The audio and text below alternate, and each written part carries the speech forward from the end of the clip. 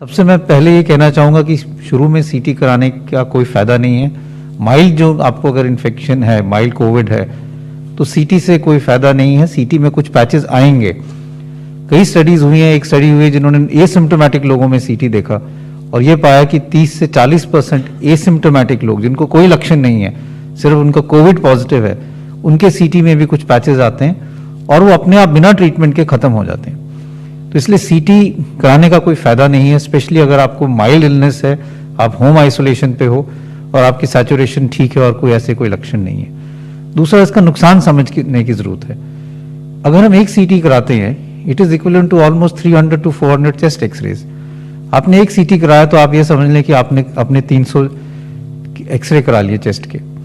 और ये भी डेटा है, IAEA का भी, इंटरनेशनल एटॉमिक एनर्जी कमीशन का भी डेटा है, जो रेडिएशन प्रोटेक्शन इन मेडिसिन की बात करते हैं, कि बार बार स्पेशली यंगर एज ग्रुप में सीटी कराने से risk of cancer in later life increases.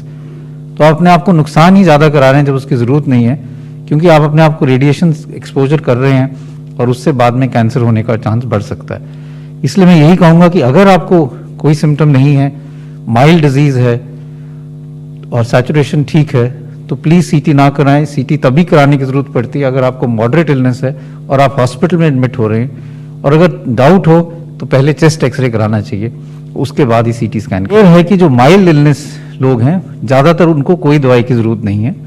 अगर कुछ दवाई लेना चाहें तो बेस्ड ऑन लिमिटेड डेटा और लिमिटेड जो हम कहते हैं सर्टेनिटी, आइवरमेक्टिन या हाइड्रोक्सीक्लोरोक्विन ले सकते हैं, लेकिन ज़्यादा दवाई लेने की ज़रूरत नहीं है।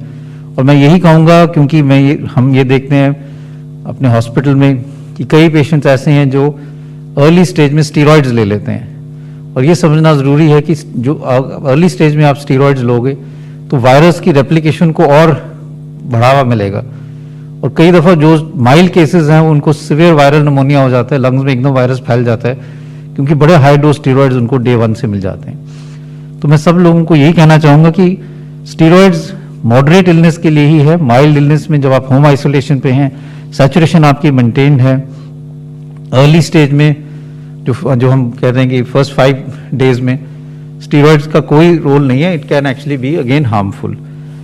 घर पे जो लोग रह रहे हैं, होम आइसोलेशन कर रहे हैं, उनको कुछ चीज़ें I think are very important. एक तो अपने डॉक्टर से संपर्क करते रहें। कुछ जो वार्निंग साइंस हैं, जैसे आपकी सैचुरेशन कम हो रही है, 93 या 93 से कम हो रही है, या बेहोशी जैसी हालात हो रही है, सुस्ती ज़्यादा हो रही है, या छाती में दर्द बहुत हो रहा है, ऐसे जैसे वार्निंग साइंस हैं, तब एकदम आप डॉक्टर से संपर्क करें, और अगर ज़रूरत होगी तो फिर एडमिशन के लिए भी आपको सपोर्ट लेना चाहिए।